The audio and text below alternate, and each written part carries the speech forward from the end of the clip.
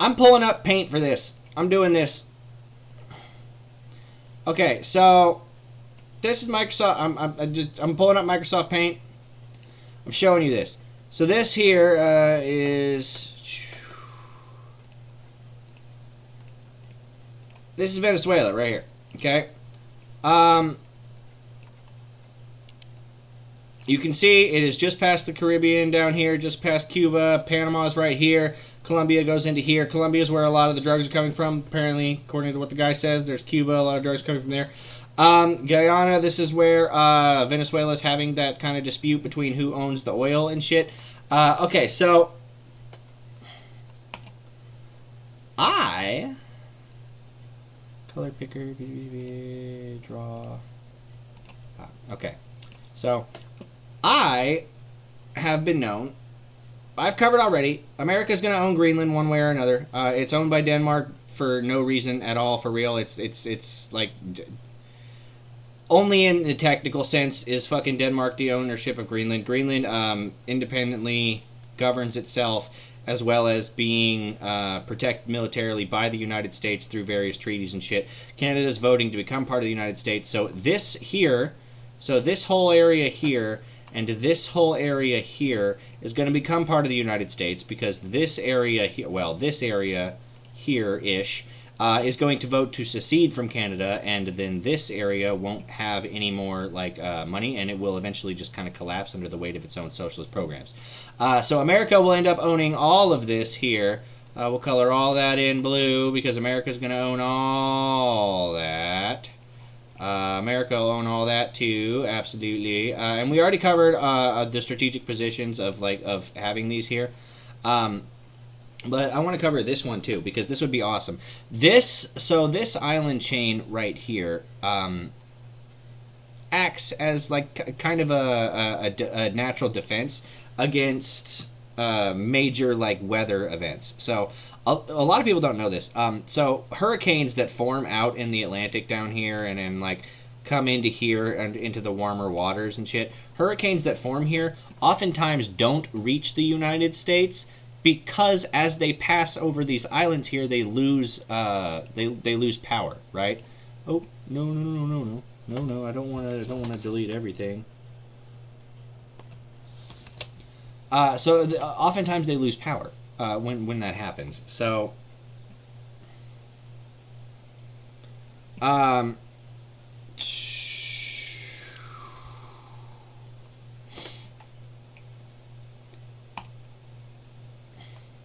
so Venezuela here, if America takes over Mexico, it will further insulate them from like various outside forces, because there are only two ways to attack the United States. You can either do it by boat, like you can do it by boat here across the waters, which the United States will eventually see you if you're going to be doing that, because it's a very large ocean. Or by plane. Don't judge me on my paint skills. So you can either get here by boat or by plane. Neither way is going to make you invisible to the United States. We will be able to detect you, and we will be able to respond proportionally to whatever the hell it is you are trying to do. You can't march into America over land, because the only way to get here would be to cross the Bering Strait, go through Alaska, which is America's, and theoretically you could do it without being seen, but it would be very treacherous because you would have to cross through this northern area here, and then all of this here, this green circle that I'm making here, this is all the boreal forest. This is very dense forest. With that are very rocky terrain and shit. So it's near impossible to get to the United States unless you come to Canada. Canada doesn't have to tell the United States about anything unless you come to Canada, and then Canada allows you to traverse through their territory and get into the United States, or come to Mexico. So taking over Mexico would further insulate the United States from foreign enemies. Taking it all the way to Panama would make the border. So currently the border is, we'll make it yellow. The border is extremely long right here, the southern border, which is why we have to have such a large border patrol. If we took it all the way to Panama, the border would be much, much shorter. Now, the Coast Guard would probably be stationed a lot more in here, so they would probably be ramped up in size. But regardless, taking Venezuela would be another first step into getting into the South American continent. Because it's relatively easy to say, you know what, America can take it all the way to the Panama Canal, take all of this, take the Caribbean, everything, all those islands, everything here belongs to the United States. From the top of this all the way down here, right? So you get into Venezuela, and you can start setting up airfields. You can start setting up ports and shit down here. You can get into Colombia. You're much closer to things like Ecuador and Brazil and Peru and shit. So a lot of the coffee that we get, a lot of the a lot of the imports that we get from these areas, we get a lot of fruit from them too, would be benefited by the U.S. logistical supply chain that would now be all the way through, like from here all the way through here and down into here. Or you could daisy chain it up the islands and take it to, like, let's say Miami, right? Or take it to Tampa, or take it to Texas somewhere, right? So it would further benefit the United States by not only doing that, but also though giving them a foothold into the South American continent, which would also be relatively easy for the United States to take over, because there is no single country down here that would be able to do anything. And if all of them combined their power, they would still not be able to do anything, because they all hate each other, and that's just kind of how that fucking works. So not only that, but a lot of them are failed states, right? So, like, I'm not even going to get into it. Currently, you got fucking Gavin Newsom down here in Brazil hanging out in the Amazon because of climate change or some bullshit. I don't really know. But anyway, so yeah, so taking America all the way to the Panama Canal and then further expanding it across the Caribbean and then into Venezuela would give us a foothold into the South American continent, potentially leading to us being able to take over the apparent narco-terror state that is also Colombia and Ecuador and Brazil and Bolivia. So yeah, I'm just saying, like, it would be good for everybody involved. I've talked about InfoGraphics before. I've watched his videos before. I like his videos. I don't agree necessarily with all of his views, but I think that's why I watch him, more or less, because I don't want to be stuck in like an echo chamber where everything like agrees with me, because I'm one of those weird guys that I do actually watch my own videos, and I oftentimes just agree with me.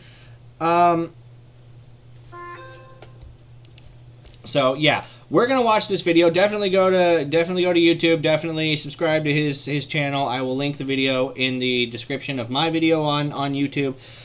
This is his 11-minute video of could South America defend itself from a U.S. invasion? Let's find out. I don't think they could. Like, there's just no way. There's no way. Hello and welcome to another episode. America could take over all of South America, and the U.S. population wouldn't even know. Of the InfoGraphics Show's Who Would Win series. In one corner, we have the United States of America. The correct answer is the United States of America every time, flat out. Currently the undisputed military heavyweight of the... It will continue to remain the undisputed military heavyweight of the world, because no one else even comes close. World. Its naval strength is equivalent to the naval strength of all the major naval powers combined. Correct, and its yes. Air Force reign undisputed. In the other corner, we have the Full disclosure, this video was made like 6 years ago by InfoGraphics guys. So the Chinese naval force is greater now in terms of quantity, but they're all like garbage coastal type ships. So the quality in the military fighting force isn't there either, but things have changed. So just keep that in mind. All right, not all the numbers he might say will be correct, but it's the general idea. Unified continent of South America, which, while possessing very limited combined military might, brings special operation forces that are widely considered some of the best jungle warfare operators in the world. Who would win in this Western Hemisphere showdown? Stay tuned and let's find out. The United States is currently the world's sole surviving super... It's less of a showdown and more of a whenever U.S. decides to pull the trigger on controlling this hemisphere, then, you know, that'll just happen. superpower after peaceful resolution of the Cold War and the collapse of the Soviet Union. While China is currently eyeing the top spot with envy, the United States still maintains a solid grip on the #1 position and is not expected to relinquish the spot anytime soon. For a large part of its history, the US has maintained rather isolationist worldviews, eyeing warily the conflicts that raged across Europe during the 19th and 20th centuries, and mostly avoiding being... I actually agree with that, though. Like, during World Wars I and II, I don't think America should have been involved, like, at all. Because why the fuck would we? It doesn't really matter. I do, however, see the argument that if Hitler had taken over the rest of the world, he probably would have been able to take over America at the time. Because, just be fair, like, the military engineering by the Nazis back then was just on a whole other level. But now, fuck it. American expansion, take over everything. I'm tired of being the police force for everybody, and I'm tired of defending countries that don't like America. So fuck it. You're just going to be... If we are going to be responsible for your defense, you are going to be part of the United States, period. Dragged into them, with the exception of 2 world wars which it joined reluctantly. Not wishing to be part of Europe's constant violence, for years the United States' isolationist worldview saw it build one of the most formidable navies on Earth, determined to make sure that any conflict that broke out would remain far from its shores, and serving as a deterrent against any aggressive European power determined to drag America into its problems. Its isolationist past served the US well in developing the most powerful navy in the world. By World War I, the American... Yeah, the American Navy is probably one of its, like, crowning fucking things that America has been able to do. Navy, the American Navy is on a level of destruction nearly fucking unheard of. Rivaled England's Royal Navy. As a matter of fact, the U.S. Navy controls the second largest Air Force on the planet. Okay, the U.S. Air Force is the first largest Air Force on the planet, and the U.S. Navy is the second largest Air Force on the planet. Who had for centuries been the premier naval power. Despite the catastrophic attack against Pearl Harbor, World War II saw the American Navy exceed the Royal Navy, and the Cold War saw a massive explosion of naval firepower unprecedented in human history. American naval power now projects more air power than most nations' air forces, and its naval air forces are fully capable of waging an air war against a near-peer adversary completely on their own. America's naval and air strengths will be key to a South American conflict, allowing the United States to ensure that the war is waged far from its own shores. Its ground combat forces, while not as numerous as those of China and Russia, are still some of the largest and the best equipped in the world. Not as numerous, but also the U.S. doesn't have to put up any kind of domestic military front because we don't really have any kind of adversary, like we don't have any kind of enemy nations surrounding us, right? There are only 2 countries really that are surrounding the U.S., and both of them are probably going to become the United States soon. Decades of fighting a counterinsurgency war in Iraq and Afghanistan have prepared America for the type of combat it'll see in South America, as South American forces choose to fight an asymmetrical war rather than a conventional one against America's superior firepower. Well, I mean, yeah, that's just fucking basic military, right? Like, the South American alliance represents 11 nations: Brazil, Argentina, Peru, Venezuela, Colombia, Chile, Bolivia, Ecuador, Uruguay, Paraguay, and Suriname. Brazil, the leader of the alliance, features a very capable military, which is currently rated as the 13th most powerful in the world. Unfortunately for Brazil, the rest of its allies all sport relatively minor militaries with large manpower pools, but very little equipment in the form of heavy armor, air and naval power, or artillery. This leaves most of the heavy lifting in Brazil's hands, who will be hard-pressed to blunt the assault of American naval and air power on its own. Mostly focused on fighting internal conflicts, South American military forces consist largely of light infantry, which are perfectly suited for the jungle environment of most conflict zones in the continent. Without a need for heavy armor, the best the continent can offer is a token force of mostly outdated tanks. Yet at least half of their infantry is mechanized and extremely mobile. South American expertise, however, is in its special operations forces, who have been combating communist guerrillas and drug cartel members for decades in some of the thickest jungles in the world. This makes South American Special Forces some of the best in the world when it comes to jungle warfare and asymmetrical warfare, which perfectly suits the type of war that the continent will have to fight against America's superior firepower. On the seas, the continent will be able to marshal a moderate force of surface vessels and a handful of submarines. With only about 30 total frigates across the entire alliance and no destroyers, the best the South American fleet will be able to do is fight a retreating defensive action against overwhelming U.S. naval assets. With about 32 submarines, though, South America has a greater concentration of undersea power than the U.S. will be able to match, given its commitment to keep at least a third of its own submarines forward deployed. And if the United States wasn't, if the expertise of the U.S. military was not specific to dealing with this specific kind of problem, where you have, guerrilla tactics of people that dress up as civilians, and do kind of hit and run type things where they show up, do a whole lot of damage, and then fucking leave because they can't last a standout fight. Which, fair enough, these are like rebel-type tactics, full-on Wolverines, but the U.S. has an awful lot of experience dealing with exactly that kind of warfare due to our experience in the Middle East, right? Because that's all that they fucking do over there. So I would think that we actually probably would be able to take it out relatively easily. We'll probably experience some casualties and some losses, but it's not going to be nearly what, it'll take us a couple of months maybe to take all of Brazil, and then everything else will just fall like a house of cards. Especially if the U.S. is going to take out Venezuela first and have access to all of their oil there, right? So ultimately it's about resources, and that's why we're going after Venezuela right now. But I'm sure that there are other resources, and specifically like fertile soil for growing and shit down in South America, right? So to hotspots around the world in case of sudden war breaking out elsewhere. At best, the U.S. will be able to deploy about 22 submarines to South American waters. Yet, what they lack in numbers, they more than make up for in capabilities, with most South American submarines being decades behind in tech. Brazil, though, operates 4 extremely capable French-made Sculpin-class diesel-electric subs, which could pose a serious threat to American naval vessels. In a conflict, the United States would be able to call upon an active-duty military force of 1,281,900, with 860,000 reservists being called up to action on declaration of hostilities. By comparison, we wouldn't even really need the 860,000 reservists, if I'm being completely honest with you. South American alliance would be able to call upon 1,026,927 active-duty personnel, with 1,896,500 reservists. The U.S., however, would only be able to commit about half of its active-duty forces to the conflict, with the rest of the military deployed around the world in peacekeeping roles. So, in reality, it'd only be able to bring about 641,000 personnel to the fight initially. That's plenty.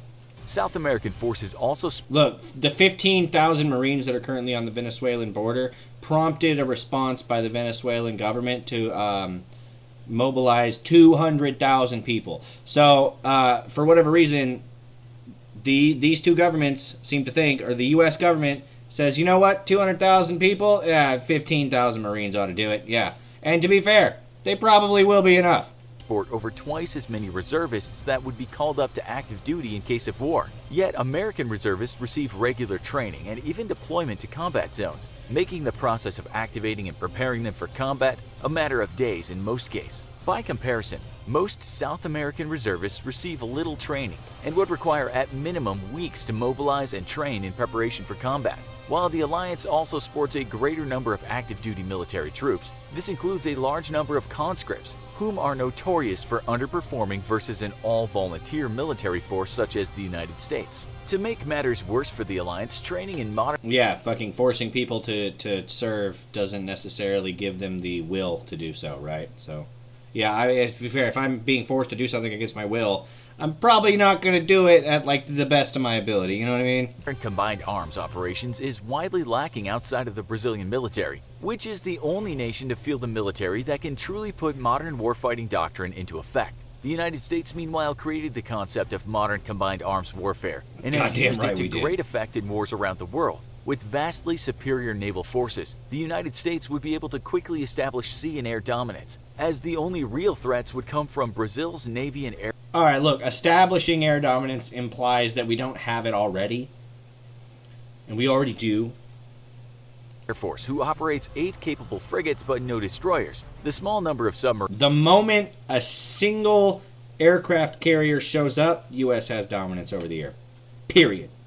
Available to the Alliance would be best used in a defensive fight, settling on the bottom of the shallow coastal plain and allowing U.S. ships to come to them so they can avoid detection by the U.S. Navy's formidable anti-submarine warfare capabilities. Not daring to risk their subs in deep water operations, this would leave the Alliance's submarines with a few opportunities to possibly sink some American surface combatants, especially American destroyers, but would be forced to immediately flee to avoid catastrophic retaliation. I don't think they'd be able to get away fast enough. And I also don't think they'd be able to avoid detection by said destroyers and aircraft carriers and even U.S. submarines, right? Like, we'll send I don't remember what, like, the plane, but it's called a Poseidon, right? It's a plane that specifically scans for submarines under the surface of the ocean, right? So, yeah, listen, No, they're not going to be able to escape detection, and if they do end up attacking a U.S. Boat and sinking it, they won't escape with their lives, period.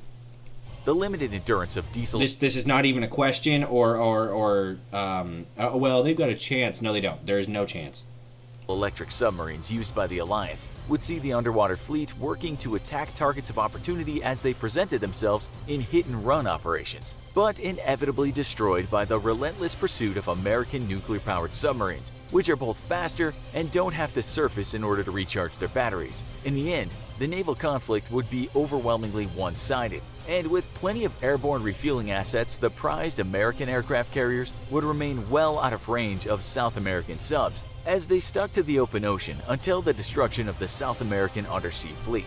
An invasion of Brazil and its strategically important shipping ports would be spearheaded by American Marines under heavy air cover from carrier-based aircraft. Cruise missile strikes against key transport infrastructure would paralyze any attempt to move forces toward the landing sites, and those that did find operable railroad lines and highways would be fair game for American air power. With a complete lack of intercontinental avenues of transport, the rest of the South American alliance would be hard-pressed to lend aid to Brazil, as its forces would have to move among mostly unimproved roads through the thick Amazon jungle to reach the battlefront. Any attempt to use the very few highways and rail lines would be met with certain destruction from American air power. Brazil's air force is mostly concentrated around ground attack capabilities and flies budget operations such as the propeller-driven Super Tucano and the A-1M built in conjunction with Italy. With only 43 nearly obsolete F-5 fighters, there would be very little Brazil could do to stop American air power. On the ground, the American invasion forces would quickly be supplemented by M1 Abrams tanks, of which realistically the US would be able to commit only 2,000 of its over 6,000 strong armored forces. This would be more than enough to crush Brazil's 437 tanks. Yes, it would. We would storm the beach of Troy and take the walls in a week, all right? Which are made up of obsolete M60 Pattons and German-made L1 Leopards, which are undergunned and vastly under-armored. You leave the German-made stuff alone, InfoGraphics guy, okay? It was good for the time that it was built, all right? Versus the M1 Abrams. Just outdated, that's all. With only a dozen or so attack helicopters, Brazilian infantry would be forced to rely on platoon-level fire. Those dozen or so helicopters would be fucking destroyed in a day. Fire support in the form of mortars, with their 212 self-propelled artillery forces creating very tempting targets for America's attack helicopters, of which it could realistically commit about 400 to the fight. The war would fare extremely poorly for... Those 400 attack helicopters would be enough to take out all of them. All of them, dude. Oh, God. South American forces, who would be forced to try and send relief forces across vast jungles over unimproved roads to try and shore up the quickly collapsing Brazilian defense. The process of moving troops into the country alone would take weeks, and most of Brazil's allies lacked the logistical support. Once the fighting starts, Brazil won't have weeks, big guy. Capabilities to make such a mass movement of forces possible in the first place. The war, however, would favor local forces outside of the cities, with their expertise in jungle fighting making any forays into the heart of South America a very perilous affair for American forces. Unfortunately for the alliance, though, the US would have very little reason to conduct offenses deep into the heart of the continent. Yeah, nah, just take over the major cities and that's it. We don't have to chase you into the jungle. As the majority of South America's economically and industrially important cities are all located along the coastline, while South American forces would have to move through thick jungle and over bad roads to reach the cities where the fighting is taking place, American forces would be free to move via sea and launch amphibious landings anywhere they please, almost unimpeded by South American naval and air assets. While the conflict would likely have many comparisons to Vietnam, the reality is that a U.S. South... Alright, we're gonna fucking clear this up right now. America... What happened in Vietnam was America lost interest in continuing to fight. Vietnam did not beat America in a fight in any capacity. America said, I don't care anymore, we're just gonna pull out, we're done. That's what happened. America lost interest in being there. They didn't lose. They weren't taking so many casualties that they had to leave. They fucking just decided not to be there anymore. South American War would be nothing like Vietnam, with the U.S. enjoying complete dominance of air and sea, and having no need to move forces out of major city centers and into the countryside to reach strategically important objectives. Given the already failing or very precarious economies of some South American nations, a war would be over quickly, with the U.S. sitting on all the continent's major coastal cities and switching gears to a low-intensity counterinsurgency campaign, which it already has great expertise in.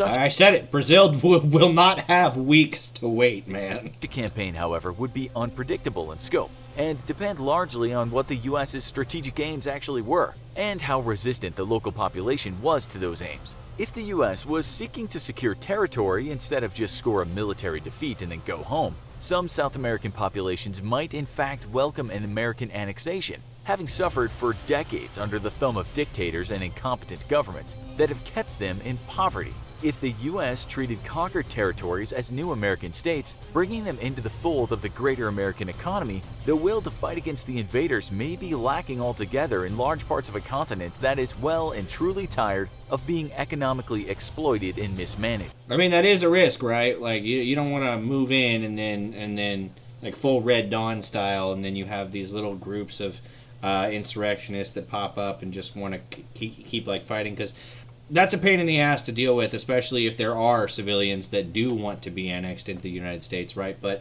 ultimately, I think it would be best for the Venezuelan people and for their economy as a whole to become just the Venezuelan state of America, right? Like the American state called Venezuela, and then it just happens to produce oil in that state, right? In the real world, though, the U.S. maintains close ties with most South American nations and regularly invites Brazil to join it in naval exercises, seeing specifically Brazil as a strong ally in any potential global conflict. That's fair. I mean, Brazil basically controls all of South America, right? So that's why you would want to attack that first.